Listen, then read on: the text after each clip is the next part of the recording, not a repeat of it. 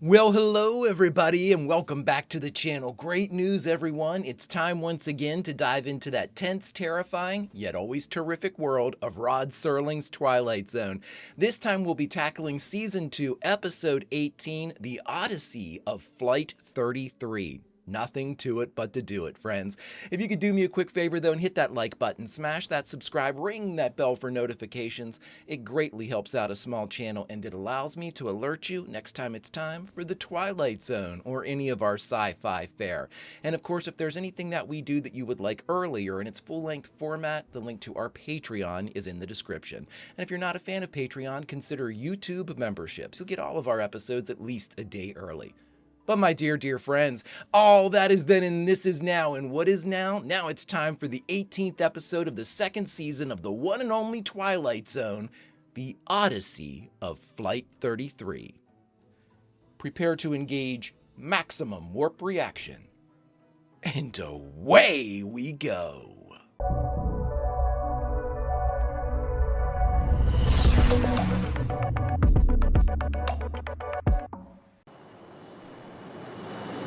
Ooh, put us in the plane.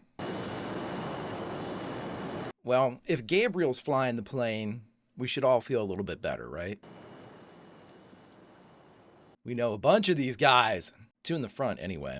We'll be about 4 minutes behind flight plan at 30 degrees west. 4 minutes behind, that's no good.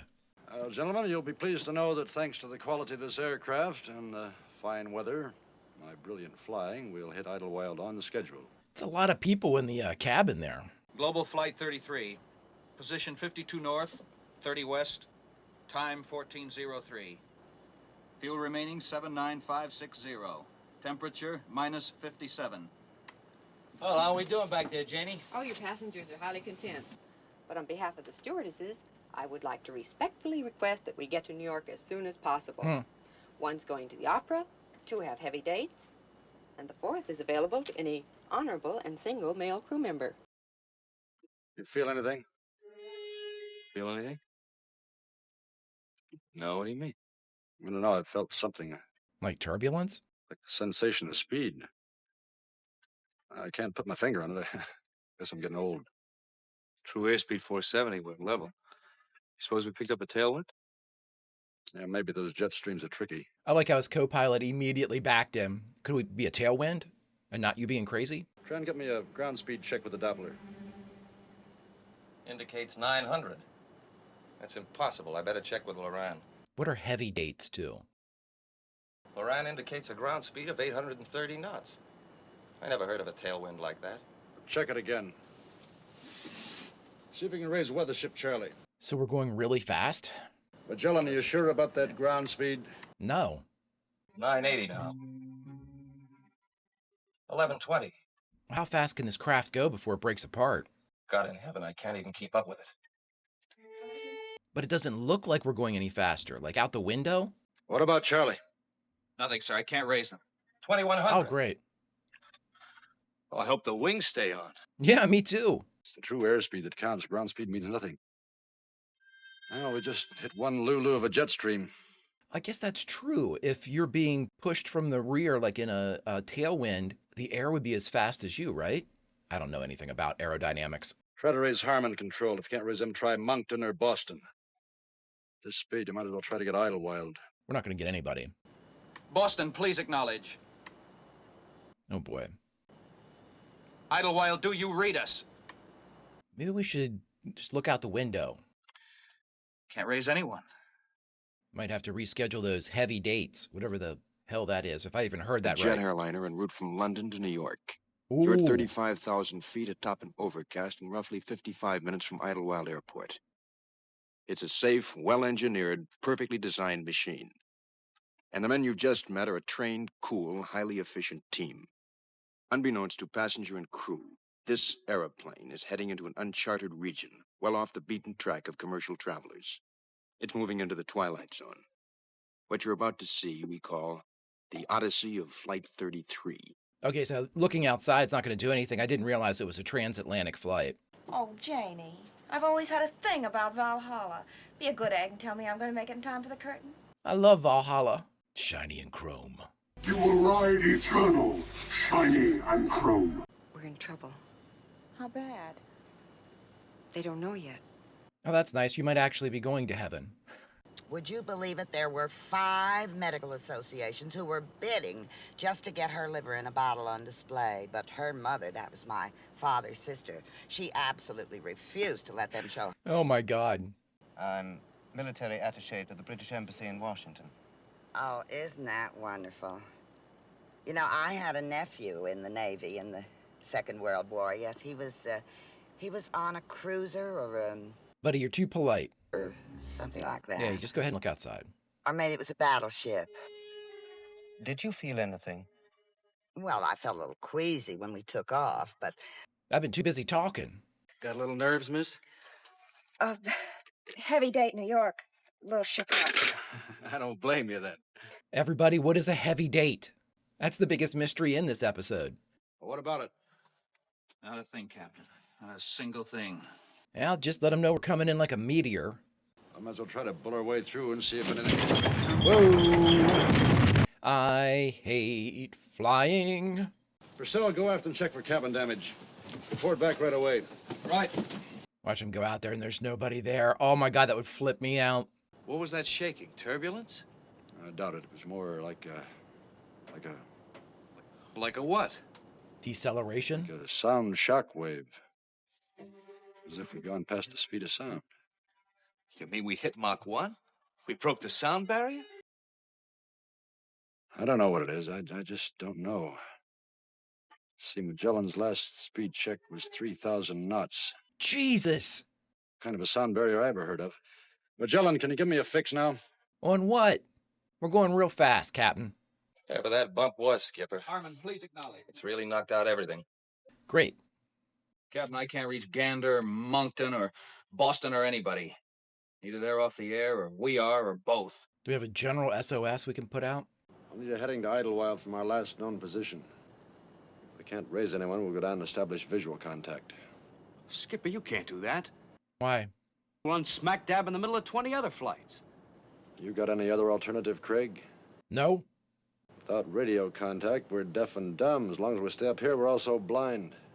I'm assuming VFR is some type of visual. And there is no danger. We encountered a little clear air turbulence back there and some atmospheric phenomena. Nobody worry, we're going to open up the bar. Drink up. If we run according to schedule, we should be landing at Idlewild inside of the next 40 minutes. Make that 4 minutes. Make that we're here. So what's the fuel? 71,435 pounds. So we burning more, or Magellan, how about that heading to Idlewild? we can't tell how fast we're going, though? Part of this is scientific, Skipper. Part of it's Kentucky windage. All right, gentlemen, you all know what we're up against. We have no radio contact. Apparently we're out of touch with all ground radar points. We don't know where we are. We're not even sure if we're on airways. Nobody knows where we are, apparently. So we've got one chance. We go down through this overcast and try to find something that looks familiar. Well, I just wanted you to know where we stand, so everybody keep a sharp lookout for any other traffic and, Pucker up.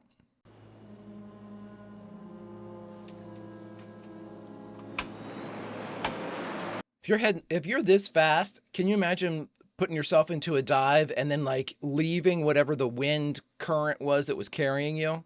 That might be enough to rip your wings right off. Watch there be nothing, like no earth. That's Manhattan Island down there. Manhattan Island? How could it be Manhattan Island? Where's Nothing. the skyline? Where are all the buildings? I don't know where they are, but that's New York City, all right. But we're over land. I don't see any.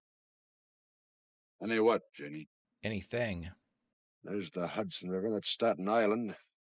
Got all the topographical clues we need. Problem seems to be the real estate's there. It's just the city and 8 million people that's missing. So parallel Earth in the future, in the past. It's not possible. What in the name of everything holy is going on? What's up with us? Okay, well, we have a brontosaurus, dinosaur off the starboard. What's the score? We've been circling for a half an hour. They said they'd keep in touch, but not to come in. Great news, everybody. You don't have to pay taxes anymore. That was the good news. Well, we've flown over what should be Schenectady. Albany points north. Why are we heading deeper into the interior of a place that we're obviously not going to run into an airport? Somehow, in some way, we not only went through the sound barrier, but we've gone back in time. Well, how are we going to land this thing, guys? Fuel is down to 49,435 pounds. Yeah, that's our big problem now. We're going to push this baby up until she's going as fast as she can. We're going to climb till we get back into that jet stream, and then we're going to try to go back where we came from. Wouldn't it be going against it, though? This is your captain speaking. I'm turning on the severe alcoholism and go ahead and smoke sign. 780. 800. Yeah, we're back in it. Skipper, I think we're gonna make it. We're picking it up again, you feel it? We're picking it up again. Just went through it again, the sound barrier anyway. Look, I know you've got your hands full, but somebody get on the pipe. I've got 3 passengers back there that are nearly hysterical. And those 2 kids back in the tourist section have half the passengers climbing the walls. This is your captain speaking. We went back in time. Stop complaining. We made it! Look, we're back! How do we know? That's a good sign. We encountered some momentary difficulty back there, but as you can see, we're over New York City now and should be landing inside of just a few minutes. We're assuming we landed in the exact day, time, and hour we left. LaGuardia, this is Global 33. We're on the northeast leg of LaGuardia Range. Our VOR and ILS appear inoperative. Request radar vector to Idlewild ILS. You request what? Radar vector to Idlewild ILS. Global 33? What kind of aircraft is this? This is a jet aircraft. Did you say a jet aircraft? Yeah, dude. LaGuardia, this is a jet. We have 4 big, lovely turbines, and they're getting hungry. Turbines. I don't know who you are, and we don't know anything at all about radar or jets or anything else. But if you're really low on fuel, we'll clear you to land here. The captain is to report to the CAA office immediately after landing. Roger, we'll keep in touch. CAA. They haven't called the Federal Aviation Agency CAA in years. Ask him what the date is. I know exactly what it is. It's the New York World's Fair. World's Fair. I knew it was the World's Fair. Fair, but that means we'd be back in 1939. We came back. It's not far enough. Can't land in LaGuardia. Oh my God, you almost take your chances and go back up, right? Gotta try again. Oh, what about the passengers? You want to live through World War II again, guys? No, me neither. Ladies and gentlemen, this is your captain. What I'm about to tell you... Oh, it's a real peach. What I'm trying to tell you is that somehow, some way, in some manner, this aircraft has gone back into time. And it's 1939. We're going to try to increase our speed and go back through the same sound barrier we've already done twice before. Oh boy. But you and I know where she is. You and I know what's happened. So if some moment, any moment, you hear the sound of jet engines flying atop the overcast, engines that sound searching and lost, engines that sound desperate, shoot up a flare or do something, that would be Global 33 trying to get home from the Twilight Zone. Oh my God, we don't know what happens to him. Wow. All right, everybody, we just finished watching the second season's 18th episode of The Twilight Zone, The Odyssey of Flight 33, and the only thing left to do is talk about it. All right, everybody, we just finished The Odyssey of Flight 33, the 18th episode of The Twilight Zone's second season. I really enjoyed this one for this reason. You do not know what happens. They left us when they're trying to, again, re-enter this slipstream. The only thing you can think of at this point is, and again, this is one of the ones where I wish that they did like a Twilight Zone universe. You know what I mean? where certain people or characters or events from prior episodes or even future episodes would be talked about. And, you know, like if somebody was like reading a paper and it said like Global Flight 33 missing, you know, something like that would be really, really cool. Or if we had an episode that was like placed in the future or something like that, like in the 2000s or whatnot, and somebody said, yeah, Global Flight 33 is coming in, you know, something like that, where we know that they overshot. But you know, I think that's one of the major strengths of the Twilight Zone. It took me forever through season 1 to stop asking questions, because that's the beauty of the Twilight Zone. The asking of the questions, the need for clarification, the desire to want to know more about what happened.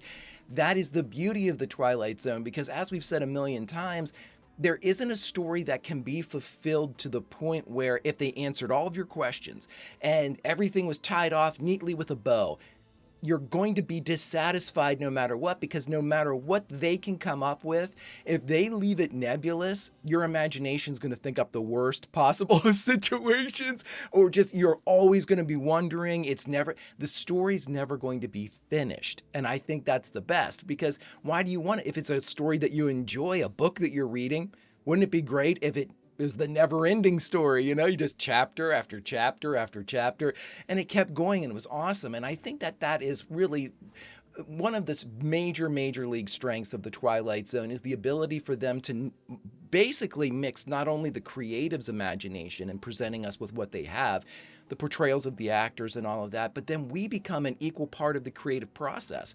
We become somebody that watches as an audience member and starts supposing, starts wondering, starts filling in the blanks that are left nebulous with, you know, 3 or 4 or 8 or 1,000 different possibilities of what could have occurred in this moment or what happened to this person. Really great stuff. Really subtle acting in this one too. I thought the crew and the flight crew was really good. Again, I always love this. This Twilight Zone always blows me away for this number one reason. You know, coming off of watching Star Trek, the original series, and knowing just how much in a similar time period, several years later, but, you know, going through all of the problems that they had with just their budget, just trying to get things done in time, you know, running out of money in the middle of an episode, and then trying to make things that are, if something breaks, you got to make it work. If you can't get the actor back, you got to make it work. You know, everything is, you're just in there. It's almost like guerrilla warfare. It's just whatever we have, that's what we're going to use. And I always think, in my mind, the opposite side of the spectrum is the Twilight Zone. And I have no point of reference for this, because so many of you suggested great books for the Twilight Zone too. Because when I'm done, I want to be able to go back through and read the behind the scenes stuff. Like, I'm sure they had plenty of problems with their production, because I'm assuming, especially in season 1, that a bunch of the studio executives needed to be sold on something like the Twilight Zone, because just reading the explanation of the Twilight Zone is not something that's going to translate well. You need to actually see it. You know, probably if Where Is Everybody, the very first episode, if that was in fact the first one that was produced, I think it's only then, whenever you can say, check this out, that some of the executives are going to go, okay, suspense, whodunit, mystery, unusual, occulty type stuff going on. Really good stuff. And I think in that first season, especially before any of this aired, especially before they know exactly how the audience is going to react, there was definitely, I'm sure, pushback similar to what they experienced in Star Trek, the original series. But my long-winded way of saying this, at this point in season 2, and they've done it for the entirety of the series, I love the idea that when they went to casting, and casting said, okay, what do you need for the 18th episode of the second season? And they said, it's going to be a light day, everybody. We just need around, 40 or 50 people. They're not going to say much. We're just going to put them in a mock-up of a plane, a jet.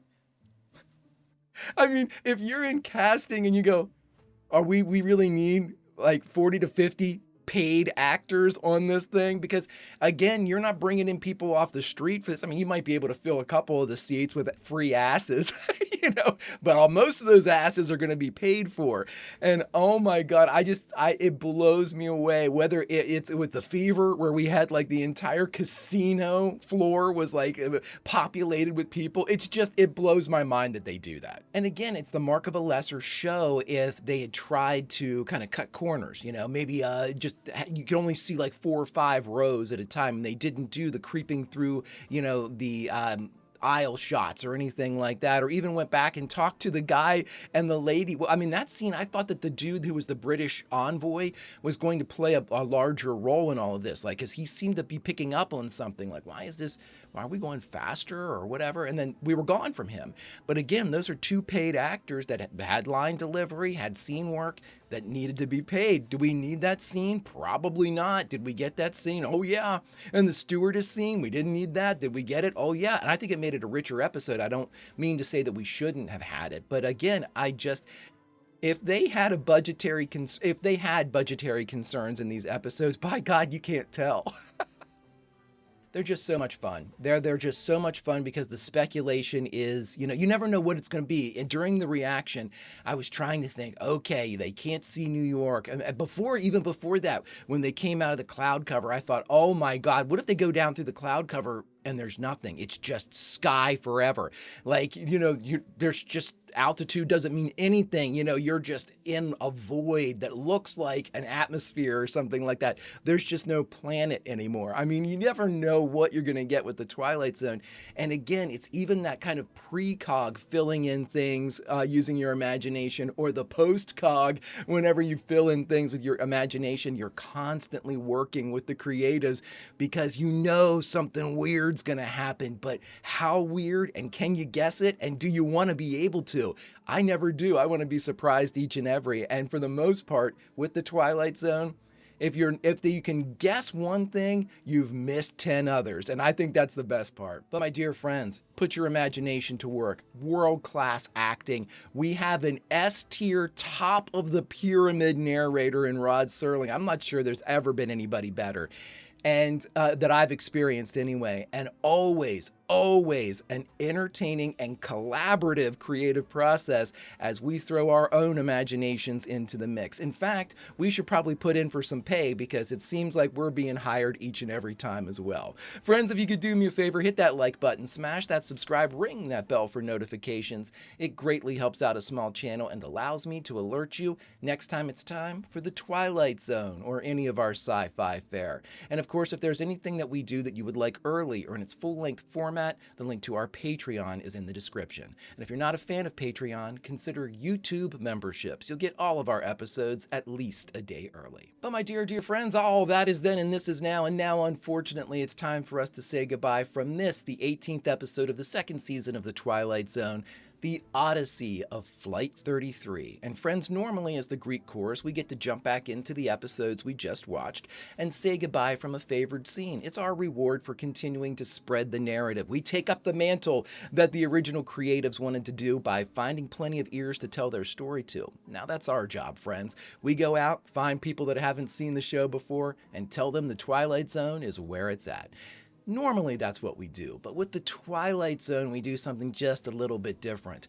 We say goodbye as a result of having watched this episode. And friends, this one's easy. Whether you're looking forward to the opera or potentially a heavy date, whatever that is, we're on Flight 33 and we're making great time. In fact, boy oh boy, I don't think I've ever seen the clouds whip by at this speed. Have you? Friends, until we can watch another episode of the Twilight Zone, Vulcan roll, and I'll see you.